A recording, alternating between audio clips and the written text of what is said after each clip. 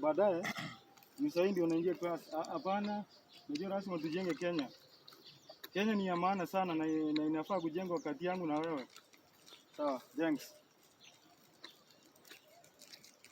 Mr. Matara.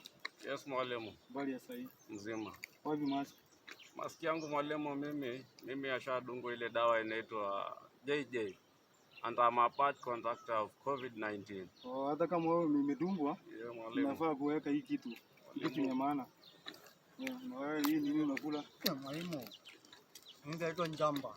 Nakuliwa hii hata mzazi yeye anajua natumia. Jamba siri ya tunavanga ya kutupea joto. Baba, hii kitu ni jamba ya kupisha matawi. Sasa inasaidia nini? Sasa mimi nilipata wazazi wakitumia, naendelea kutumia. Unajua umekaa kichwa ngumu sana, next class siwezi kukuala. Ole mwalimu. Okay, today we are going to learn about the system. Today we are going to learn about the government. Today we are going to learn about what? The government.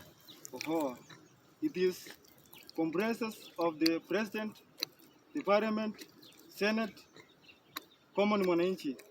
So, Yes. So mumesikia kenye nimesema? Ndio mwalimu. Presidency, parliament, senate and the common mwananchi. Ndio mwalimu. So, Mr.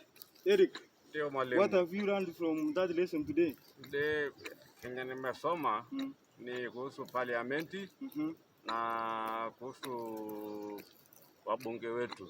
Hiyo ndio nimesikia. Asante. Mr. Paul, what have you learned? Mwalimu, kitu mimi nimeelewa leo kwamba ndovu ni kuu.